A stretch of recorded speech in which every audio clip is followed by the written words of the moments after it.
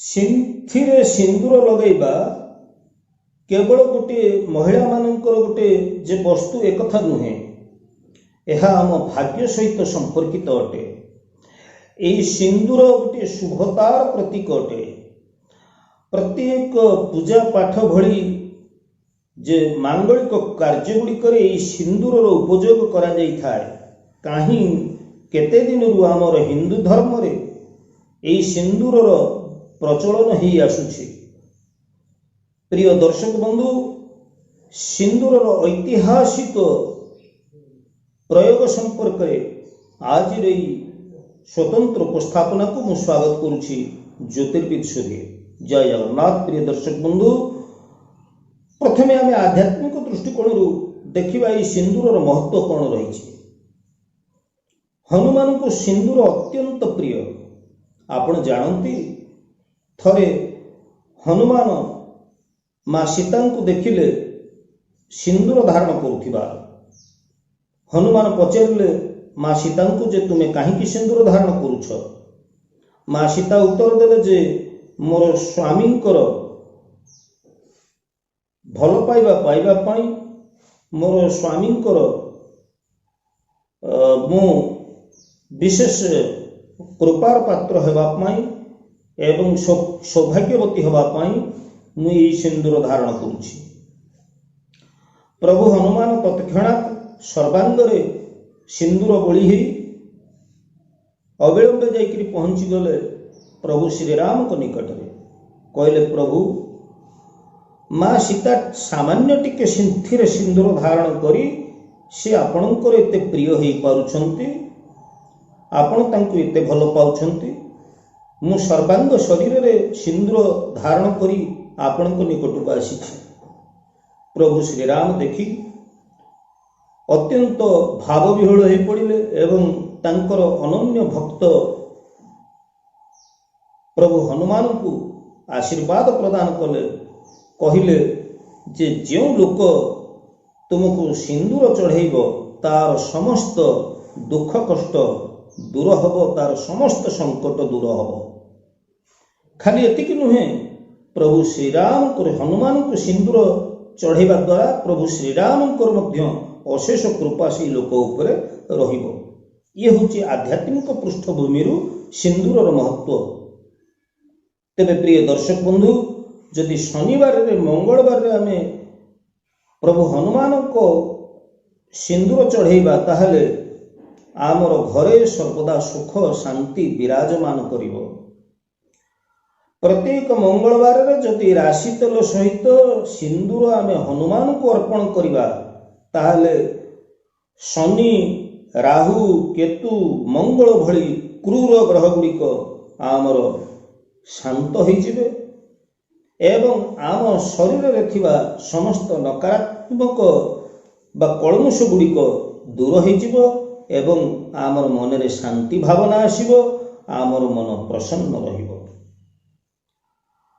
हनुमान मंदिर रे जदि आपण धन लाभर मार्ग को उन्मुक्त करने को चाहते, अर्थात विभिन्न सूत्रु आपण धन प्राप्ति होगा चाहते, ताले श्रद्धा एवं विश्वास सहित गोटे नड़िया उपरे जदि आपण लाल टीकाटी दे से नड़ियाटी को आपण हनुमान मंदिर रे प्रत्येक मंगलवार रे दान कर दियंती।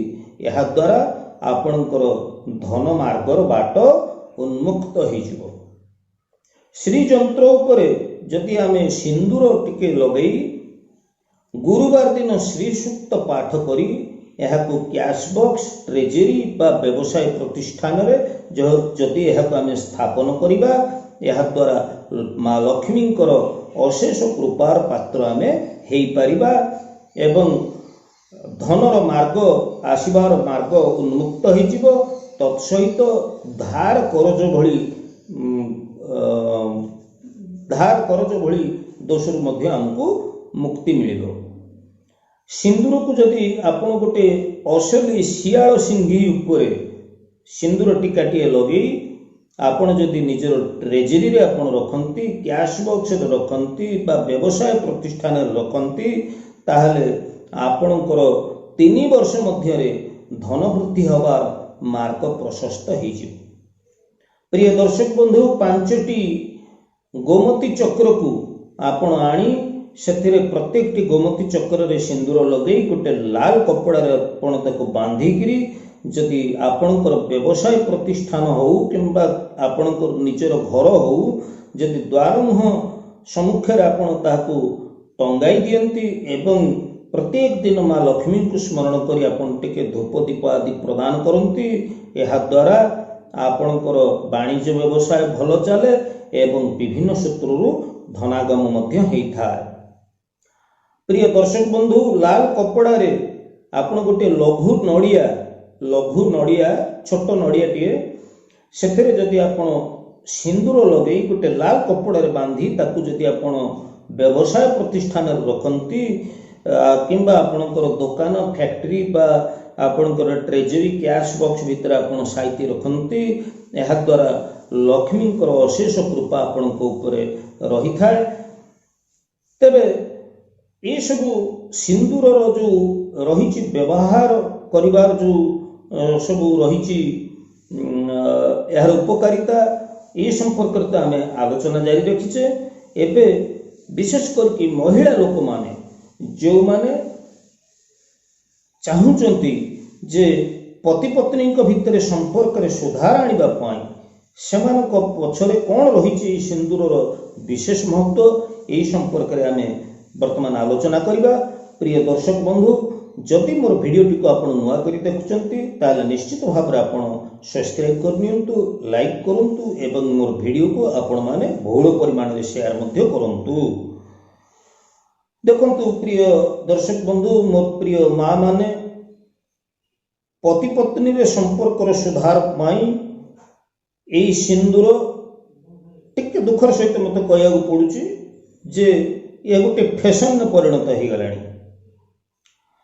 तेणु सिंथिरे जदि जड़े सधवा महिला लोक सिंथिरे सिंदूर धारण करती ताहले तांकर स्वामी तांकर स्वामींकर चारित्रिक स्खलन केबे हुए नहीं।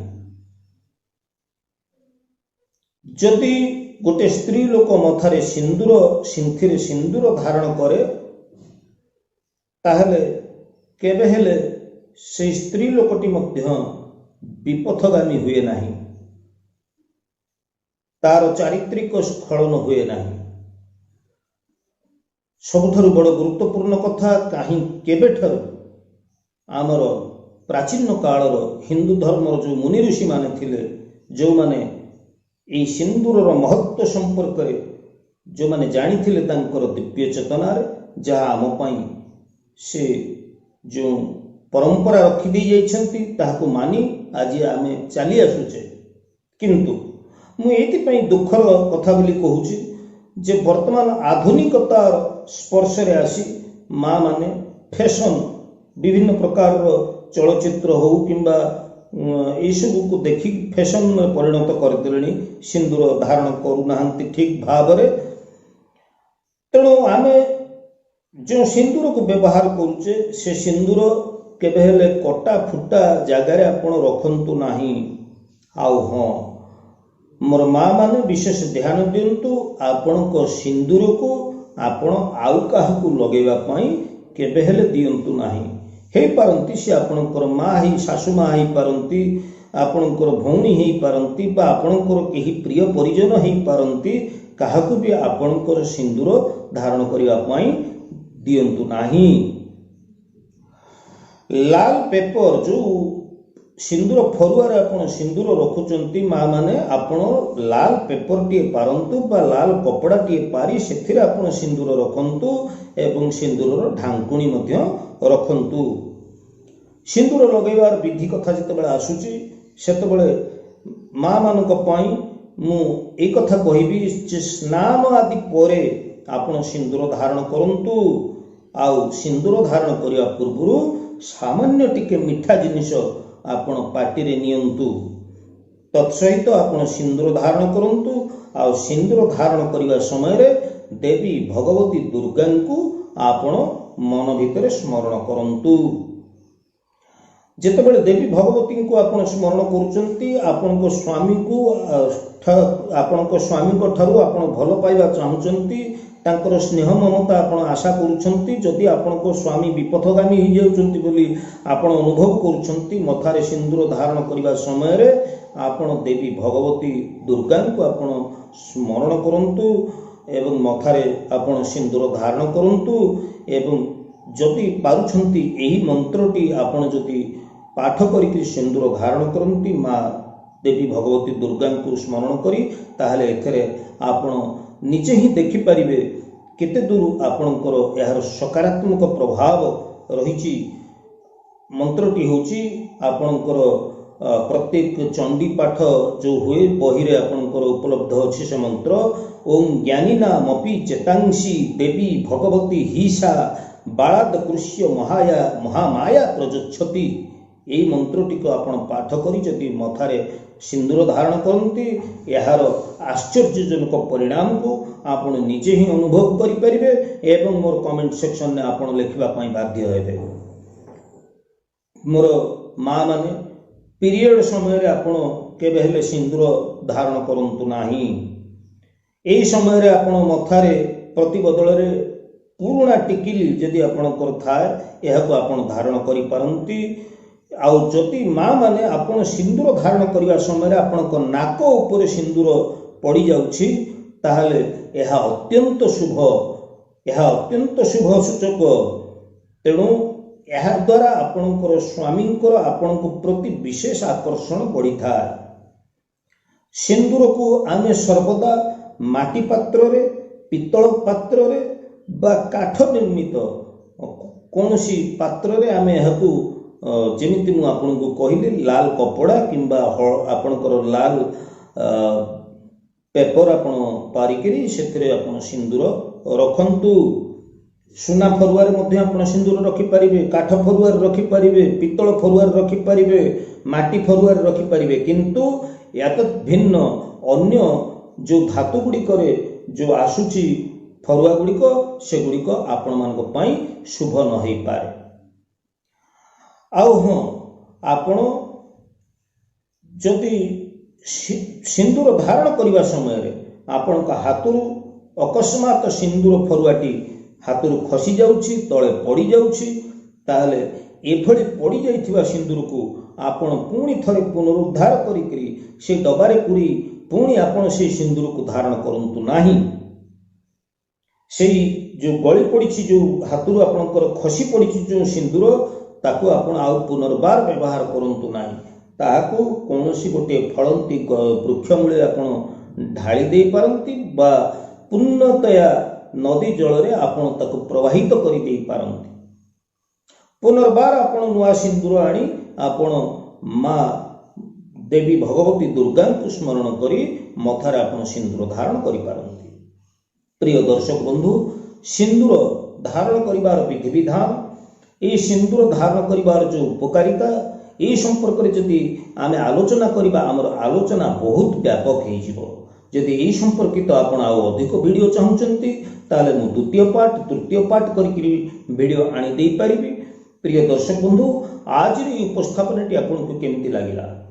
ଯଦି ମୋର ଆଜିର ଏହି ଉପସ୍ଥାପନାଟି ଆପଣମାନଙ୍କ ପାଇଁ ଉପାଦେୟ ହେଇପାରିଛି, ତାହେଲେ ନିଶ୍ଚିତ ଭାବରେ ମୋର ଭିଡ଼ିଓକୁ ଆପଣମାନେ ସବସ୍କ୍ରାଇବ୍ କରନ୍ତୁ, ଲାଇକ୍ କରନ୍ତୁ ଏବଂ ଆପଣଙ୍କର ପ୍ରିୟ ପରିଜନମାନଙ୍କ ପାଇଁ ମୋର ଏହି ଉପାଦେୟ ତଥ୍ୟଗୁଡ଼ିକୁ ନିଶ୍ଚିତ ଭାବରେ ଆପଣ ସେୟାର କରନ୍ତୁ।